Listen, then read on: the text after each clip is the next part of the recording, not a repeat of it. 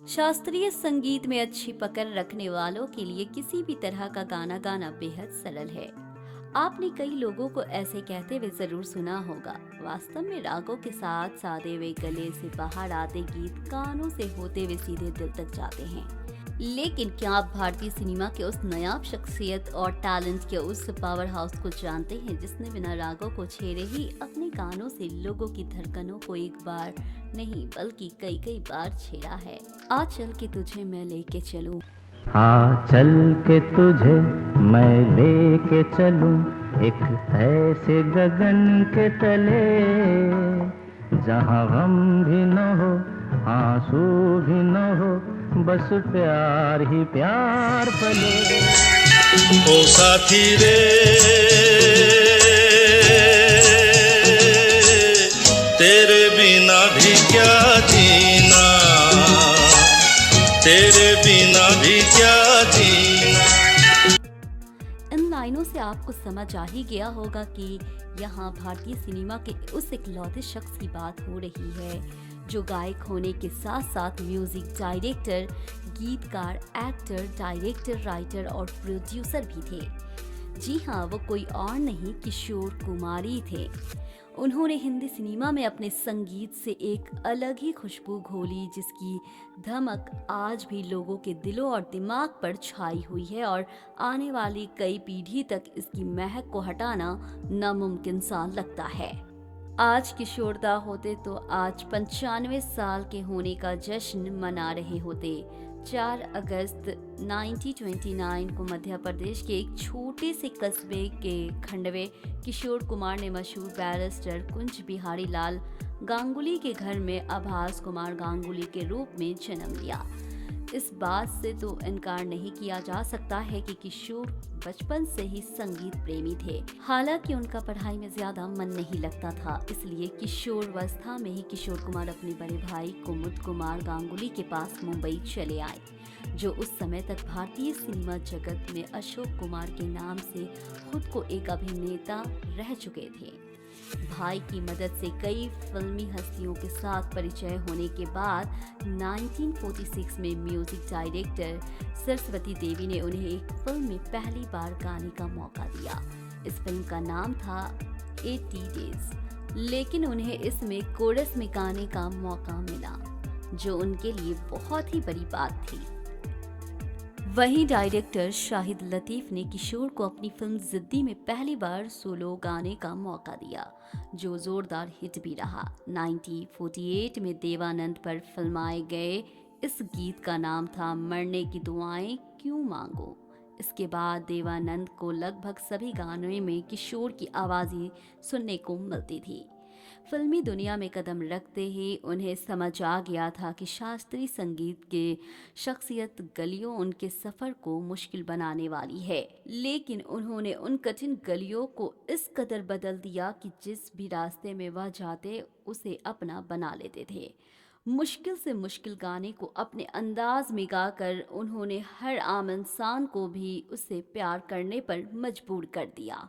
किशोर कुमार को उनकी जिद और जुनून ही बाकी गायकों से अलग बनाता है। कमाल की बात तो ये है कि बिना आरोहा अवरोहा साधे हुए ही उन्होंने संगीत जगत में इतना लंबा सफर तय किया। दरअसल किशोर दा ने अपनी कमजोरी को कभी खुद पर हावी नहीं होने दिया। उन्हें अपनी इस कमजोरी को स्वीकार करने में कभी कोई झिझक नहीं हुई। देखा जाए तो सफलता के ऊंचे पैदान पर खड़े होने के बाद भी इतनी ईमानदारी दिखा पाना सबके बस की बात नहीं है। किशोर दा अपनी आवाज़ से लोगों के दिलों तक का सफ़र ज़रूर तय करते हैं, लेकिन उन्हें लोगों के दिलों में जगह उनकी सीधे और सादे शख्सियत की वजह से मिलती है। शास्त्रीय संगीत की ऊंचाई इमारत पे बैठे गीत जो रागों के रूप में सादे हुए गले से बाहर आते थे, उन्हें किशोर कुमार ने अपने अंदाज में ऐसा गाया कि वह देश की गली मोहल्ले में दौड़ते नजर आए। उनकी आवाज़ और गानों ने कुछ ऐसा कमाल किया कि आज हिंदी सिनेमा के संगीत की कल्पना बिना किशोर कुमार के करना बेहद मुश्किल लगता है। भले ही उनके सुर थोड़ा भटके क्यों ना हो, लेकिन वह हर गले में भरोसा जगाने वाले आवाज़ थे। किशोर कुमार के जीवन में 4 अंक का काफ़ी अहमियत रहा है। 4 अगस्त को जन्म लेने वाले किशोरदा अपने भाई बहनों में चौथे नंबर पे थे। इनसे बड़े 3 भाई बहन थे। सबसे बड़े कुमुद कुमार गांगुली यानी अशोक कुमार, उसके बाद उनकी बहन सती देवी और फिर भाई अनूप कुमार और चौथे नंबर पे थे अशोक कुमार। नटखट और रोमांटिक मिजाज के अशोक कुमार ने शादियां भी 4 ही की थी। पहली शादी रुमा देवी से, दूसरी शादी मधुबाला से, तीसरी शादी योगिता बाली से और चौथी और आखिरी शादी लीला चंदवाकर से की है। इसके अलावा इस महान हस्ती ने 13 अक्टूबर 1987 को इस दुनिया से विदा ले लिया। अशोक कुमार ने एक इंटरव्यू में खुलासा किया कि बचपन में किशोर की आवाज़ बेहद ख़राब थी। दरअसल इसके पीछे भी एक वजह है। हुआ यूँ कि बचपन में एक बार किशोर कुमार भागते हुए अपनी माँ के पास किचन में आए और बदकिस्मती से माँ के पास रखी दरांटी से उनके पैर की उंगली कट गई। उंगली बेहद बुरी तरह घायल हो गई थी। रो रो कर बालक किशोर का बुरा हाल था।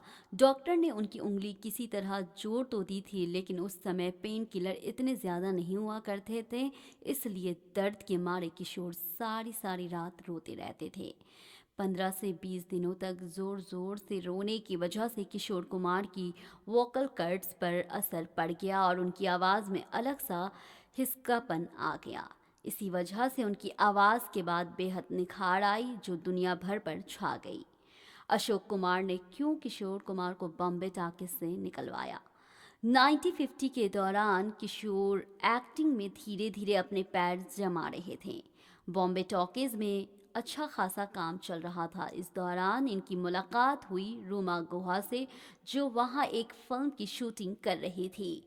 दोनों के बीच दोस्ती हुई, वह मिलने लगे और धीरे धीरे ये मुलाकात प्यार में तब्दील हो गई, जिसके बाद दोनों ने शादी का फैसला लिया। जब ये बात घर वालों तक गई, खास कर किशोर कुमार के घर, तो हंगामा मच गया।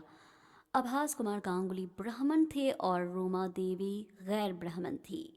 आज से 64 साल पहले ये कोई आम बात नहीं थी। इस बात को लेकर के उनके परिवार में मतभेद इतना बढ़ गया कि दादा मुनि भी नाराज़ हो गए। उन्होंने इस शादी को स्वीकार करने से साफ मना कर दिया। जब किशोर ने विरोध किया तो गुस्से के इम्तिहान में आकर उन्होंने किशोर को बॉम्बे टॉकीज और अपने घर दोनों से बाहर निकाल दिया। वो वक्त इस कपल के लिए सबसे मुश्किल भरा समय रहा है। अब उनके पास न काम था न घर। ऐसे वक्त में किशोर का साथ दिया उन्हें पहला ब्रेक देने वाले खेमचंद्र प्रकाश और सचिन देव बर्मन ने। सचिन देव बर्मन एक ऐसा नाम है जिसने किशोर कुमार के जीवन में बहुत बड़ा रोल अदा किया है। सचिन किशोर से इतना प्यार करते थे कि उन्हें आउट ऑफ द वे जाकर भी उनकी मदद की। किशोर ने भी उनको हमेशा पिता के सम्मान का मान दिया है। स्टार बनने के बाद भी नटखट और शरारती किशोर केवल सचिन देव बर्मन के सामने बिल्कुल सीधे बन जाते थे। ना कोई मस्ती ना कोई मजाक। ये कहना गलत नहीं होगा कि सचिन देव बर्मन का किशोर कुमार द स्टार के जीवन में बहुत अहम रोल रहा है। इतना ही नहीं, किशोर और रूमा ने पहली बार मद्रास की हवाई यात्रा पे भी सचिन देव बर्मन की मदद से ही की थी। उन्हें अपने जीवन का पहला फिल्म फेयर अवार्ड भी उनकी मदद से मिला था। तनाज़ा और सफलता का दौर 1948 में ज़िद्दी से शुरू हुआ। इस दौर में किशोर ने जो कुछ हासिल किया वह नाकाबिले तासुर था। भारतीय सिनेमा में सहगल और रफ़ी के बाद किशोर ही ऐसे तीसरे गायक थे जिनके आसपास किसी और गायक को जगह नहीं मिला।